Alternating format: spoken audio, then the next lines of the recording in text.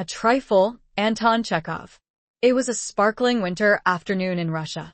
The white snowflakes had covered Nadia's golden hair with a silver veil that hid her beautiful face up to her nose. She was standing on the snowy peak, holding my hand, gazing at the sun's rays refracting from the snow-covered rock and shining like a prism. Near us stood a sleigh decorated with a red ribbon. "Come on, let's ride in the sleigh, just once. I promise nothing will happen to us," Petrovna said to Nadia. But Nadia shivered even at the thought. To her, the end of the snowy slope looked like the edge of a bottomless pit. She didn't have the courage to look down.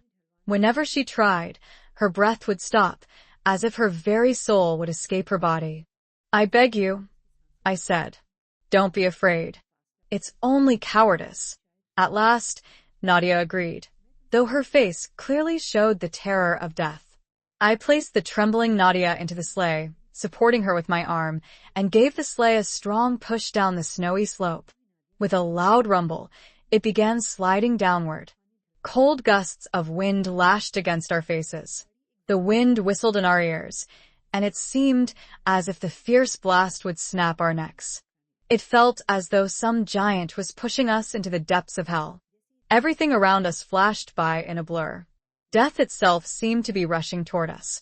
And then, in a whisper, I said, "Nadia, I love you." The speed began to slow. The wind softened, and our breathing returned to normal. Finally, we reached the ground.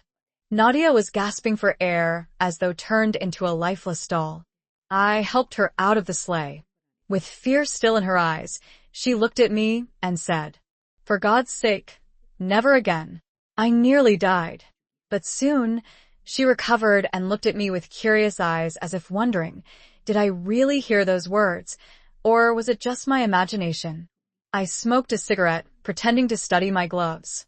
Nadia held onto my arm, and we walked along the snowy slope for a long while. She was restless, troubled by whether she had truly heard my words. Yes or no? For her, this question had become a matter of life and death. Her hidden glances kept searching my face, silently begging me to say something. But I only enjoyed her anxious expression. It seemed she wanted to speak, but words failed her. Suddenly, averting her gaze, she said softly, "You know what?" "What?" I asked. "Let's ride again." We staggered back up the slope. I placed the pail, trembling Nadia into the sleigh again, and once more we plunged down the icy depth. The wind struck us harshly. When the sleigh reached its highest speed, I whispered again, "Nadia, I love you." When the ride ended, Nadia looked at me in disbelief. Were those words real, or only the sound of the wind? Her anxiety was breaking her patience. She was on the verge of tears. "Let's go home," I suggested. She blushed, then said shyly, "But I liked the ride. Can we go again?" Though she shivered while getting into the sleigh, we rode once more. This time, as we slid downward, her eyes were fixed on my lips. But I covered my mouth with a handkerchief, pretending to cough. Only when we were halfway down did I whisper again, "Nadia, I love you."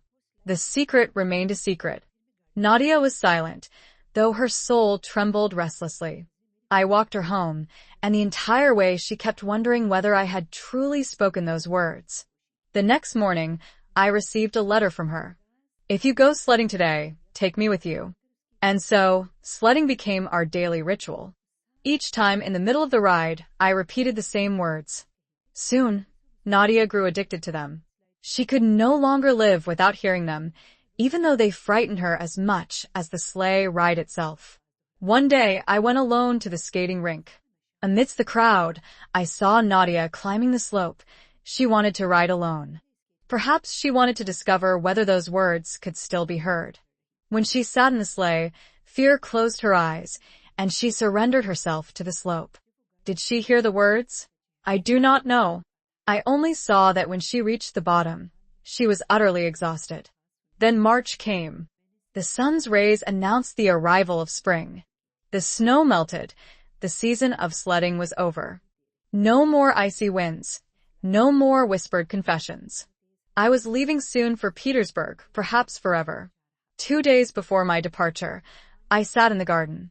The air was still cold. Nadia came into her garden, sighed deeply, and gazed at the sky.